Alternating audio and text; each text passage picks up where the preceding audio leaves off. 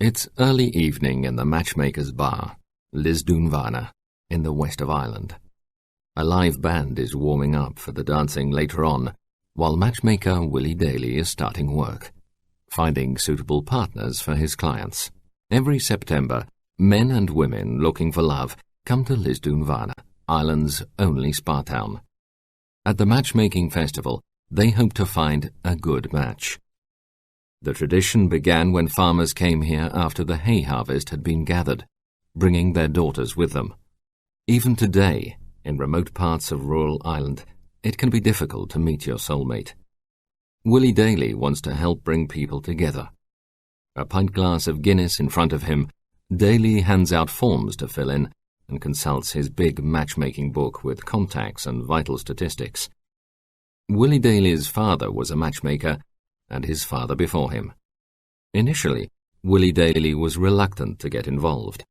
Now in his late 50s, Willie started when he was 24. The reason I started was where I live, it's down on a farm and it looks out on the Atlantic Ocean. It's very pretty and very beautiful and there's great views everywhere. And I was looking around one day and people kept saying to me, Willie, when are you going to start? Will you start the matchmaking? And I said, maybe I will. I wasn't really interested much in it, But then I was looking around and noticing that as a result of matchmaking having stopped, that a lot of lovely neighbours that I had, existing neighbours, were getting old, dying out, and their houses were being sold to tourists and stuff like that, And I felt that I was losing great friends and neighbours. So I started at that age, and I haven't stopped since. I started when I was 24, and I'm still doing it now. The first match Willie Daly ever made was between a very shy boy who worked on a nearby farm and a local girl.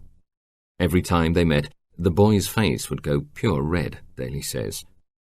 The boy did not realize that the girl had feelings for him. In his frustration, he was even talking about emigrating to England. How it all worked out in the end is a long story best told over a pint of stout, but it involves the fake sale of a pig engineered by young Willie Daly. The match was a success, and the couple had 11 children. Daly and his wife have 7 children. Some of them helped their dad with the matchmaking. In 35 years, Daly has honed his psychologist's skills.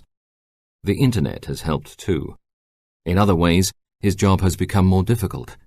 Irish women today have a better education, more independence, and higher expectations. Other things have changed too, says Willie Daly. And it's as busy now as it was when I was young. The only difference now is that when I started, and in my father's time, that nearly 100% of the people you would introduce would get married.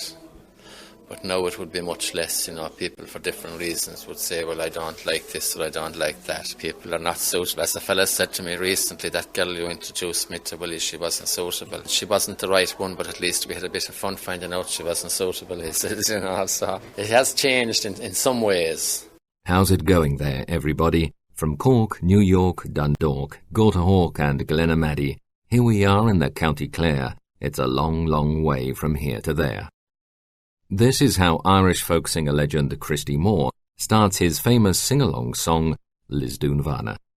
On this September evening, 2 young women from the United States are sitting down to fill out the forms, giggling. When the festival is over, Willie Daly will go back to his day job, running a riding stable and a pub. In his position, he has to be careful what he says. Daly once suggested finding a match for a local lady. She took great offence and stopped coming to his pub for 3 years.